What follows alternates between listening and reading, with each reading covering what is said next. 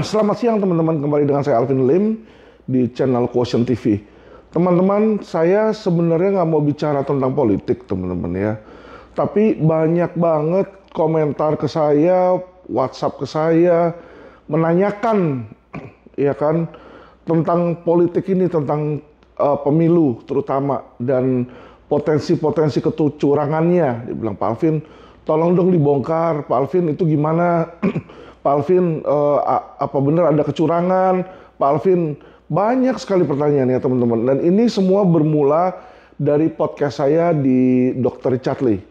Jadi kalau teman-teman lihat, ketika pertama kali podcast Richard Lee, itu saya baru keluar dari tahanan, dan pertanyaannya adalah tentang Pilpres yang ditanyakan oleh Dr. Richard Lee. Dan saya bilang, saya nggak mau bicara tentang politik, karena apa? Karena kita sudah tahu siapa pemenangnya, ya toh. Saya tanya, itu udah di setup dari awal ya. Saya nggak berbicara kecurangan, saya nggak bicara menuduh, tetapi tanda-tanda ke sana kita sudah lihat, teman-teman ya. Saya akan jelaskan. Nah, ditanya oleh Dr. Richard Lee, loh, kamu tahu dari mana Alvin siapa yang bakal menang? Ingat jawaban saya bilang, dokter, ya kan, kita lihat aja dari MK aja sudah tahu, sudah dipersiapkan, saya bilang. Ya kan, pertanyaan saya ini, putusan MK kemarin dengan Anwar Usman menguntungkan pihak mana? Pertanyaan saya, menguntungkan pihak mana?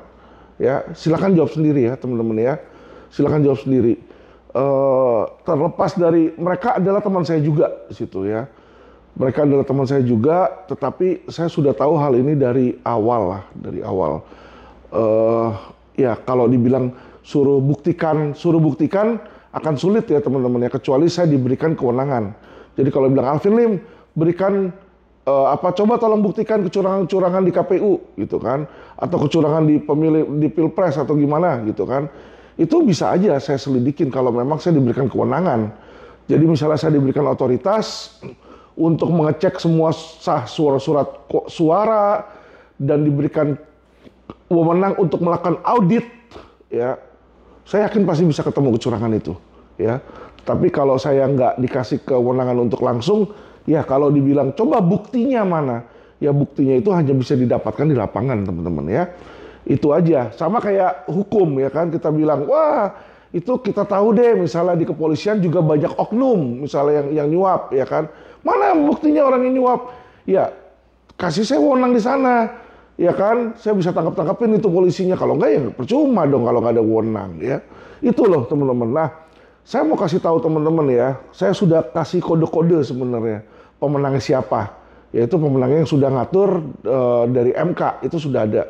Dan kita bisa lihat sendiri setelah ya pemilu itu ada keluar ini hasil quick count-nya dan sudah kelihatan kira-kira yang menang nomor berapa saat ini, ya kan teman-teman bisa lihat headline utama lagi di berita, yaitu Anwar Usman, ya kan, kembali menjadi ketua MK. Pertanyaan saya adalah, jika ada kecurangan di MK ini yang mengadili siapa? Ketuanya yang mengadili di MK siapa?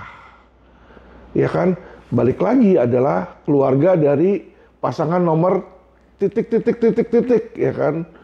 Jadi teman-teman, ya kan, saya ini bukan tipe orang yang sembarang ngomong. Walaupun saya tidak ada bukti, tapi semua opini ya, saya bilang ya, ini adalah opini saya, dugaan saya, dan apa yang saya ketahui loh. Ya, bukan untuk menjelekkan siapa-siapa, bukan untuk menciptakan hoak, bukan untuk membuat kerusuhan, tidak ada di situ. Dan tell you the truth, saya kemarin pun kalau disuruh milih, saya antara milih 01 atau 02. Ya. Jadi walaupun saya tahu, ya kan, mungkin ada faktor-faktor kecurangan, ya kan, ini adalah hal yang harus kita lihat teman-teman. Kecurangan itu kalau saya diberikan kewenangan, saya pasti bisa menemukan. Dan saya yakin kecurangan itu bukan hanya dari satu kubu. Jadi jangan dipikir, oh 02 menang nih, berarti yang curang hanya 02. Tidak, saya yakin tidak ke situ. Karena kenapa? Ya, kalau menurut keyakinan saya ya, opini saya ya teman-teman ya, TPS itu banyak sekali. Oknum itu banyak sekali. oknum itu tidak hanya ada di satu kubu, teman-teman. Tapi saya yakin ada di semua kubu. Ya, di 01 pasti ada, 02 pasti ada, 03 pasti ada. Karena kenapa?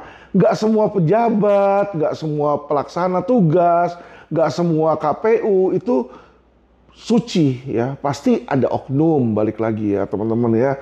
Jadi oknum itu bukan hanya di satu kubu 01 atau 02 doang, nggak ada, atau 03 doang, nggak. Pasti ini ada nih 01, 02, 03-nya yang berpengaruh terhadap kecurangan ya teman-teman ya. Tapi saya udah melihat hal tersebut.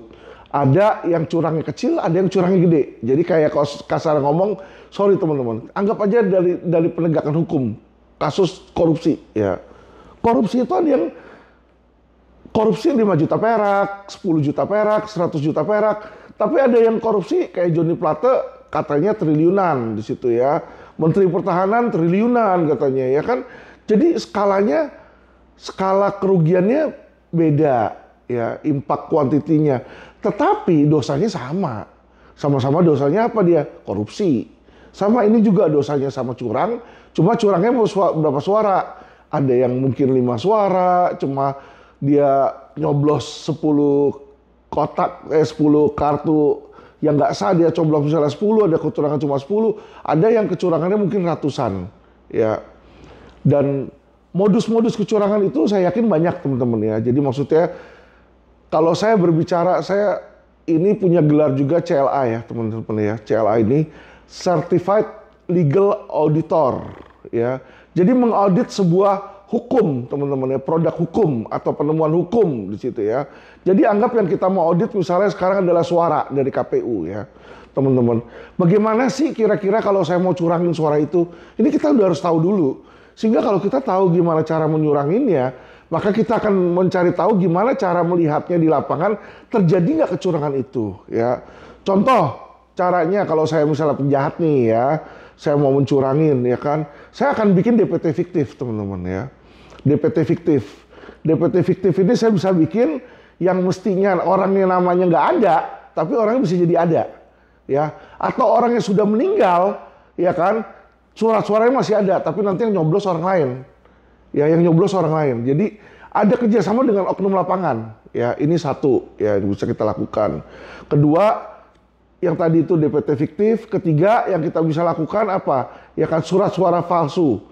Jadi mungkin ada beberapa orang yang surat suaranya bukan dikasih 1, tapi 2, gitu kan. Ada juga yang sistemnya mungkin nanti dia mainnya sama petugas KPU, oknumnya petugas KPU. Gimana caranya misalnya ya kan, kita udah tahu nih suaranya ada yang nge-voting misalnya 100 di situ ya. Dia udah cari penggantinya 100 yang lain. Jadi 100 yang ini dibuang. Surat-suaranya diambillah surat suara yang palsunya di situ, yang sudah istilahnya direkayasa lah di situ. Nah, itu melibatkan oknum-oknum ya teman-teman ya. Jadi hal itu semua bisa kita cek sebenarnya kalau dilakukan audit. Tapi ya tentu dilakukan audit itu pasti lama, panjang, dan mahal. Kenapa? Saya kalau jadi auditor saya harus turun ke setiap lapangan toh. Misalnya TPS nomor 001 ya kan, di mana misalnya Menteng. Saya harus ke Menteng tuh. Menteng RT RW mana, kumpulin orangnya, saya bisa cek ibu vote nomor berapa, bapak nomor berapa, ini nomor berapa, 345-nya siapa, berapa di situ kan. Cek dengan aslinya misalnya. Match nggak? Kalau nggak match kan berarti terjadi apa? Manipulasi di situ ya. Tapi kalau kita lakukan ini tentu saja ini sangat lama, sangat panjang dan memakan biaya yang sangat besar teman-teman ya. Inilah fungsi audit. Kayak di bank juga kita sering di audit seperti itu karena apa? Uang masuk misalnya orang kasih ke teller sama uang yang ada di teller kadang nggak sama. Ada yang nyolong, ada yang macam-macam lah. Misalnya dia 1 lembar dia pura-pura kasih 2, padahal yang dia kasih itu temennya dia juga gitu loh teman-teman ya.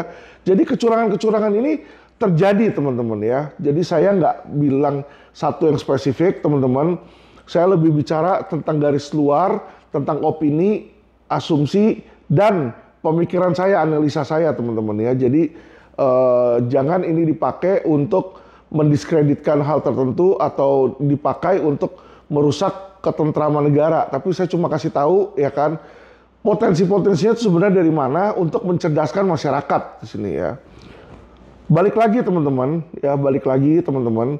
Saya sudah bilang dari awal, ya kan, 03, ya kan, 03 tuh yang paling ngotot lah kalau saya lihat. Sebenarnya ngotot itu mereka baik, bagus. Kenapa? Menandakan mereka punya jiwa pejuang, semangat pejuang, ya kan, untuk menang. Nggak ada yang salah. Teman-teman semua orang berlomba juga mau menang. Ya kan, tapi saya udah kasih hint-hint dan pointer ke mereka. Sebenarnya mereka itu kemarin masih bisa menaikkan suara mereka. Contoh Mahfud kan, saya tantangin Mahfud tuh, bahwa Mahfud, kamu tuh jangan hanya pikirin petisi 100, tapi yang harus kamu pikirkan bagaimana masyarakat-masyarakat di lapangan yang dirugikan, misalnya investasi bodong, kamu panggil, dengarkan keluh kesah mereka. Saya yakin itu akan mendulang suara, tapi itu tidak pernah dilakukan oleh mereka, teman-teman ya. Seperti saya bilang, Mahfud itu adalah orang yang sangat pintar, tapi seperti gelas, dia sudah keisi penuh. Jadi kalau dia udah terisi penuh misalnya air jeruk, kita mau kasih wine yang harganya ribuan dolar pun nggak akan masuk di situ karena sudah ada air jeruk penuh di dalamnya. Ya, makanya setiap kali orang-orang berbicara kepada Mahfud, matanya nggak pernah lihat orang itu. Teman-teman lihat deh, video-video Mahfud sudah berapa kali yang saya tayangkan. Contoh ada orang yang datang ke Istana Negara itu nanya tentang warna harta waktu itu kan. Mahfud itu pemikirannya tetap, halo, ngurusin handphone yang lain, telepon yang lain di situ. Kenapa? Dia nggak di situ, walaupun ada orang lagi ngomong sama dia, otak dia nggak di situ. Ya, itulah orang yang selalu penuh. Ya, nggak bisa mendengarkan keluh kesah orang lain. Dan ini bukan tipe pemimpin, teman-teman. Ya, dia adalah tipe thinker, analytical. Cocoknya jadi staf ahli, teman-teman. Nggak bisa jadi pemimpin. Tidak bisa jadi pemimpin. Ya, makanya itulah saya bilang sama mereka, ya kan. Tapi tentu mereka nggak mau dengar kata-kata saya, memilih untuk melawan setiap kata-kata saya. Akhirnya suara mereka tergerus dan informasinya kalau berdasarkan polling paling akhir tuh paling bontot, ya. Inilah teman-teman ya, kalau mereka tuh tidak mau mendengarkan suara rakyat, ya. Balik lagi teman-teman, ya kan. Kalau mereka pintar sebenarnya mereka bisa rangkul orang seperti saya, ya kan. Terus mereka harusnya cari tahu, Pak Alvin, kira-kira kalau menurut Bapak ini bakal curang, kecurangannya kemana nih, ya kan? Apa yang dilakukan? Belikan sebelumnya adalah pencegahan. Saya bisa kasih pointer-pointer kok untuk pencegahannya, ya kan? Misalnya surat suara itu nggak bisa sebenarnya kita anonimus, ya. Surat suara itu harusnya diregister, dicatat, ada namanya, misalnya nama Alvin Lim, ada foto saya di situ, lihatin nama surat suaranya, bener nggak nih pemilihnya Alvin Lim? Ya kan, nicknya segini, kasih ke orangnya kan, kasih ke orangnya, dan di situ harus disaksikan 3 orang saksi. Nah, berapa jumlahnya terakhir kalinya baru diinin lagi. Nah, itu baru nanti akan sulit untuk dimanipulasi, teman-teman. Tapi selama surat suara itu tidak ada namanya, tidak ada fotonya, ya kan, itu bisa diganti. Saya nyoblos nomor 2, besok bisa diganti nomor 3, ya kan. Kalau beredar tangga ke KPU, dapatlah oknum misalnya kan, dibuang surat suara saya bisa aja dari kotak itu. Ya toh, diambil lagi yang baru. Karena apa? Itulah oknum. Tapi kalau di surat suaranya ada foto saya, lu nggak bisa buang karena bisa nanya balik ke saya. Pak Alvin, kemarin pilihnya nomor berapa, ininya berapa, kita bisa cek satu persatu. Nah, bakal kelihatan tuh kecurangannya dari situ. Ya, hal-hal seperti ini teman-teman, seharusnya mereka menanyakan ke orang seperti saya. Saya udah kasih ini loh. Saya bilang loh, kecurangan itu pasti terjadi dan akan terjadi. Kalau suruh buktikan, saya bisa buktikan kalau saya diberikan wewenang, teman-teman ya. Ya dong, kalau saya nggak diberikan wewenang untuk memeriksa, mengecek surat suara dan hal sebagainya, dan kewenangan untuk menangkap dan memproses, ya buat apa saya pusing-pusing, cuma debat kusir, ya kan? Nggak ada pengaruhnya ke saya kok, jujur punya ngomong teman-teman. Siapapun yang mau jadi presiden 01, 02, 03, sama nasibnya buat kita seluruh masyarakat. Yaitu apa? Hukum masih tetap akan amburadul. Korupsi masih akan tetap banyak di sini, ya kan? Yang berkuasa ya tetap di belakang layar. Pejabatnya ada, tapi penguasanya yang megang duitnya ada. Ingat saya bilang teman-teman bahwa bagaimana kita bisa tahu siapa yang menang? Untuk oknum itu beraksi, dia itu pasti pakai apa? Political uang. Ya, politik uang. Politik uang itu berarti kita tinggal lihat nih. Uang ini mengalirnya kemana? Terus kita tinggal lihat, di Indonesia ini yang punya uang siapa? rakyat belaka? Kagak. Yang punya duit itu 9 naga, teman-teman ya. 9 naga ini istilah ke 9 orang influensial lah ya. 9 orang yang terkaya di Indonesia yang kira-kira menguasai ekonomi Indonesia di situ. Nah, mereka ini mensupport nomor berapa? Teman-teman kan bisa lihat kan. Ya toh, support nomor berapa? Ketua IKN di mana? Ya kan, bela siapa? Ya toh, Sinarmas bela siapa? Yang bangun IKN mana? Sinarmas bukan. Nah, Sinarmas kira-kira bela ke berapa? Kan kita udah bisa lihat di situ. Karena aliran uang disitulah, ya kan, yang dipakai kalau terjadi political uang. Jadi kita harus istilahnya play devil's mind ya teman-teman ya. Otak iblis. Gimana otak iblis ya? Kita harus lihat, kalau gue jadi penjahat, kalau gue mau beli suara, ya kan, apa aja yang harus gue lakukan? Oh, saya harus ada pemodal. Oh, pemodal siapa? 9 naga. Temenan, kita lihat. Siapa yang paling diuntungkan kalau IKN jalan, kalau 02 menang misalnya kan? Ya 9 naga yang sudah ada membangun IKN itu yang sudah diberikan deal, ya kan teman-teman. Nah inilah saya melihat aliran dana ke sana sangat kuat dengan bisnis-bisnis di mana mereka kasih deal di situ kan. Oh, sudah ada deal di sini, diberikan kesempatan ke grup A, grup B, grup C, dan saya lihat grup-grup tersebut semua condong ke satu calon presiden ya. Balik lagi teman-teman, saya nggak mencemarkan mereka, saya nggak menuduh mereka, saya tidak memfitnah mereka, ya kan. Ini hal normal. Kenapa saya bilang hal normal?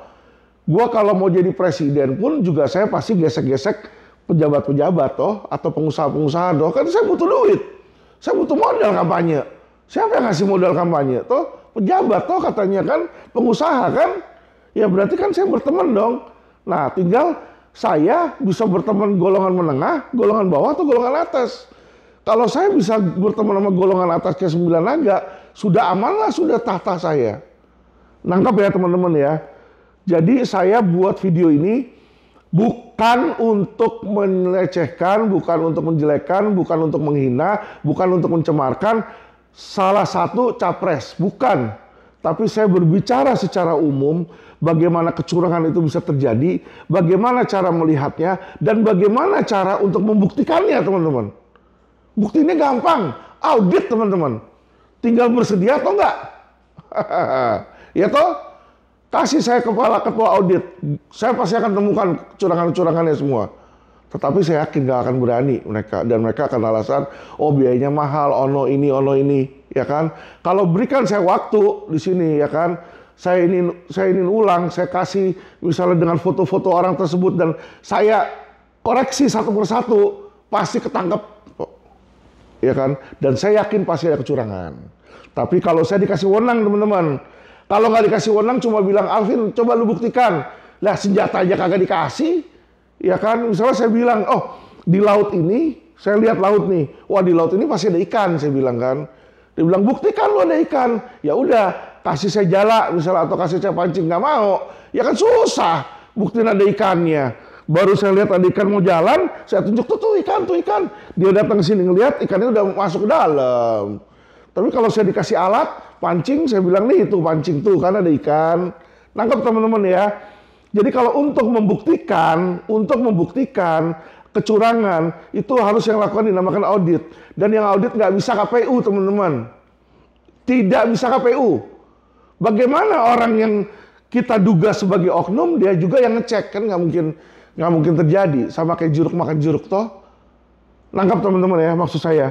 Gini loh, kalau kotak suara itu mau dicurangin, yang berpotensi melakukan kecurangan tersebut adalah KPU. Bukan saya menuduh nih, tapi dia yang megang surat suaranya, dia yang ngecek, dia yang ngelakuin semua prosesnya dari A sampai Z sampai terjadi surat suara itu. Jadi seharusnya yang mengecek nggak boleh orang dari mereka, teman-teman. Yang mengecek itu harus pihak luar. Kalau yang ngecek pihak mereka ya tinggal gesek-gesekan. Ntar jangan ini ya. Oh ya ini teman gue sendiri. Nangkep ya teman-teman ya. Jadi kalau diberikan untuk mengecek itu simple. Berikan tim audit. Tim audit ya kan. Kayak auditor, CPA kayak begitu kan. kita audit itu rame-rame, saya yakin pasti saya akan temukan banyak kecurangan. Ya, tetapi balik lagi teman-teman, itu tidak akan terjadi. Ya, yang saya ngomong ini nggak akan bisa dilakukan. Kenapa? Indonesia dari dulu ini kita sudah ada politik apa? Politik saling garuk panggung. Udah ntar gue bantu lu, nanti lu bantu gue ya. Maksudnya apa teman-teman? Ini yang akan terjadi, bukan gontok-gontokan. Jadi jangan kita berpikir, wah nanti 03 lawan 01 berantem lawan 02. Nggak akan. Nggak akan, saya udah bilang teman-teman. Saya udah bilang kalau 03 menang, potong kuping saya. Potong kuping saya udah bilang. Nggak mungkin menang. Kenapa saya bilang seperti itu? Saya udah tahu kalau nanti misalnya yang menang 02 kayak begini, ya kan, apa yang terjadi? Apakah dia akan berantem dengan 03? Tidak. Jokowi itu tukang apa? Tukang ngerayu. Dia tuh pintar, mulut dia pintar, strategi dia pintar, taktik dia pintar untuk negosiasi. Dia akan datengin 01 dan 03, dia akan tawarkan kue. Istilahnya dia menang pesta nih ya kan, dia dapat kue tar. Nanti dia akan, ayo dong ikut sama gua. Kita nikmati kekuasaan, kamu nanti jadi menteri deh ya. Jangan masuk oposisi, masuk koalisi aja gitu kan. Kalau dia bilang, wah saya nggak mau ya, oh iya nggak mau ya, gesek-gesek, oknum APH bisa digerakkan. Tuh udah lu coba lu usut tuh. Kemarin dia ada apa tuh? Coba tuh Harun Masiku kemana tuh? Coba ini kemana tuh? Coba Formula E-nya gimana tuh? Orang kan akhirnya gerah. Ya, gerah. Ya toh saya aja, teman-teman bisa lihat kan, dilaporin polisi bukan cuma 1, 2, 3 biji, ratusan. Gimana kagak gerah kalau semua dipanggil? Aiman aja dipanggil polisi aja sekarang stres. Koni yang awalnya banyak bicara dipanggil polisi sekarang dilaporin juga diem. Nangkep ya teman-teman ya maksud saya ya. Jadi kalau persuasif dibujuk nggak bisa, dari belakang ditodong pistol. Lu mau jalan gak lu? Mau jalan gak lu? Sambil di depan, yuk sini yuk, ini ada pesta. Nah, akhirnya apa teman-teman? Bersatulah mereka, kumpul. Ya, itulah makanya saya bilang sesama bis kota nggak saling mendahului teman-teman ya. Sama-sama kebut-kebutan, ugal-ugalan. Jadi teman-teman, ya kan, saya sudah bisa nebak dari awal. Emangnya sekarang kalau misalnya nggak setuju nih 01 dan 03, ada kecurangan A, kecurangan B, kecurangan C dia bawa. Yang ngadilin nanti MK. MK kita udah tahu iparnya siapa itu, ya kan? Jadi udah tahu pasti ya ujung-ujung menang juga. Kedua, teman-teman, ya kan? Apa selain itu? Dia kalau main kekuasaan misalnya dia bilang, "Ayo, kita makzulkan Prabowo," misalnya, atau "Saya tidak setuju Prabowo." Misalnya, ya kan? Datanglah tentara Indonesia, polisi. Wah, kamu tidak setuju dengan pemerintah yang sah, berarti kamu apa? Mau memberontak. Jadilah Kelius kemarin misalnya ditangkap. Udah tangkap kalau lu nggak ini. Akhirnya apa?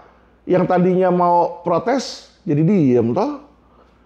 Lihat nggak yang pemilihan sebelumnya? Kan sudah banyak yang ditangkap-tangkepin. Akhirnya setelah terjadi perdamaian, dilepas-lepasin lagi toh. Jadi itu tidak akan terjadi teman-teman. Ya, kenapa? Karena sebagian besar orang belum menginginkan adanya perubahan pemerintah. Itu yang saya kasih tahu teman-teman. Jadi gini, memang sesuatu yang bagus keinginan kita untuk berubah. Saya pun juga mau Indonesia berubah. Tetapi seperti yang saya bilang, 01, 02, 03 yang menang, siapapun yang menang, tetap di belakangnya oligarki. Tetap di belakangnya, menurut saya adalah 9 naga yang memproses. Jadi ya bodoh wae, ngapain saya capek-capek. Saya mau coblos yang mana, saya udah tahu yang menang siapa kok. Nggak tahu caranya gimana, yang menangnya itu udah disiapkan di situ ya. Tergantung saya nyoblos apa enggak tergantung dari situ teman-teman. Anda nyoblos apa enggak tergantung dari Anda nyoblos apa enggak juga. Memang sudah di setup. Nah, terserah kalian percaya atau nggak percaya. Saya udah kemarin ini taruhan kuping teman-teman ya kan. Dan ya masih Tuhan masih baik sih. Saya masih menang taruhannya kan. Kuping saya nggak hilang di sini kan. Karena bener toh taruhan kuping bahwa 03 nggak akan menang. Karena saya udah tahu yang menang itu yang ngurus di MK kemarin ya. Oke teman-teman, jadi bagi yang nyinyirin saya terus, dibilang saya nggak ngerti ono, nggak ngerti ini, ya sudah nggak apa-apa.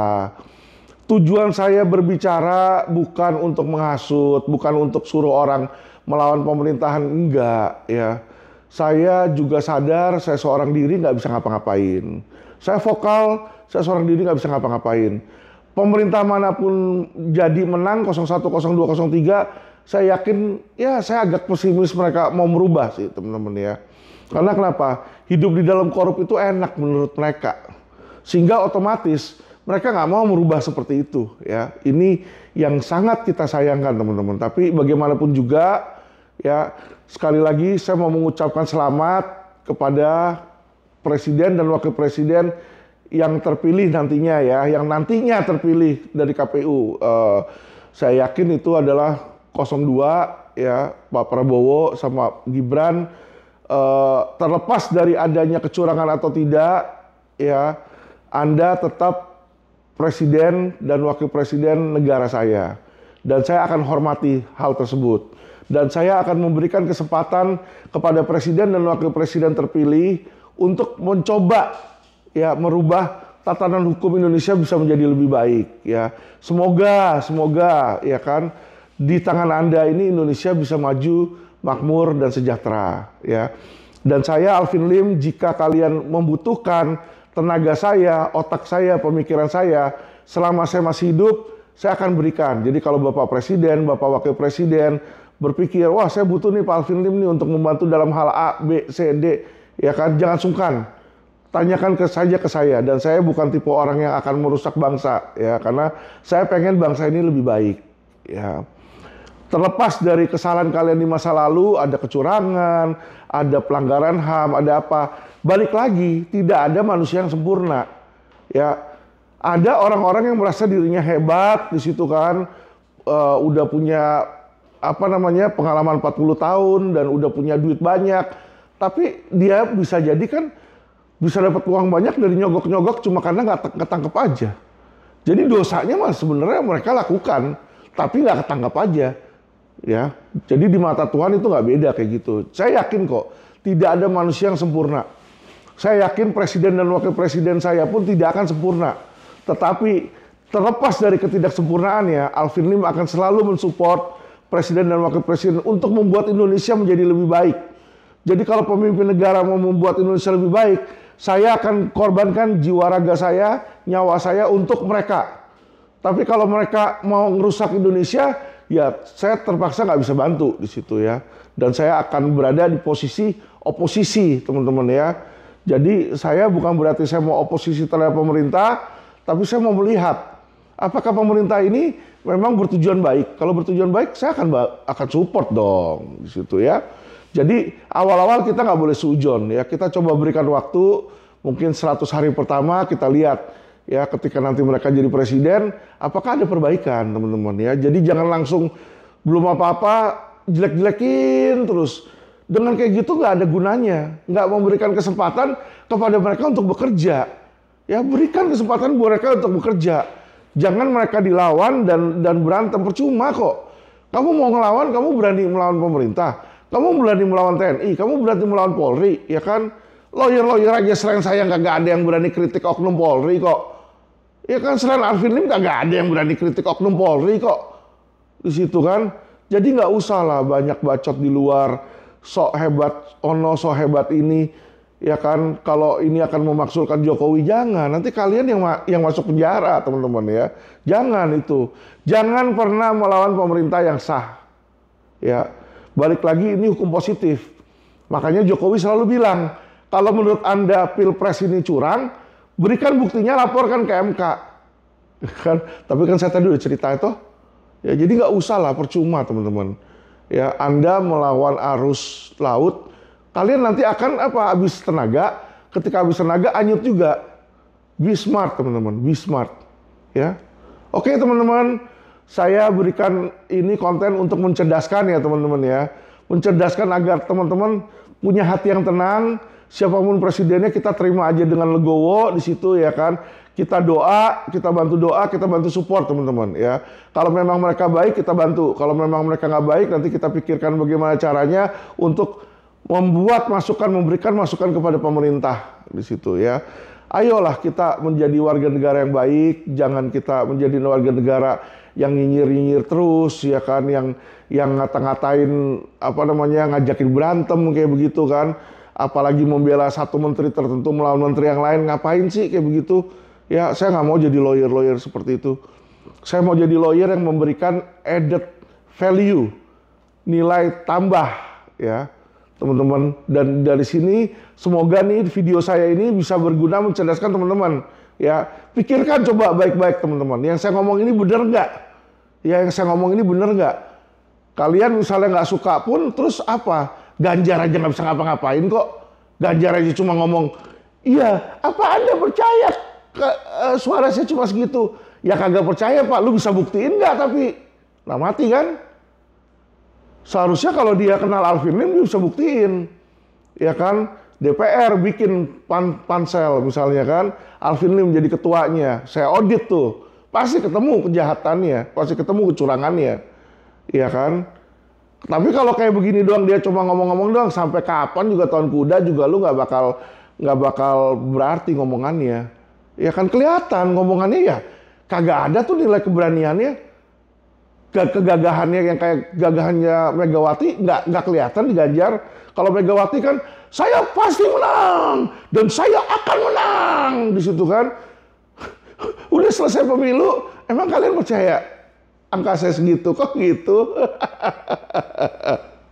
Seharusnya masih bersemangat dong. Walaupun suara saya tidak ada di situ, tapi saya tahu dalam hati saya sudah menang. Harusnya kan gitu, Pak, ya. Ini kelihatan. Makanya ini kelihatan orang yang mana benar-benar pemimpin dan mana yang pemimpin karbitan yang cuma dibikin aja seolah-olah jadi pemimpin, ya teman-teman ya. Kita belajar supaya menjadi cerdas teman-teman. Jadi jangan cuma pejabat yang cerdas, masyarakat pun harus lebih cerdas. Oke? Salam cerdas hukum.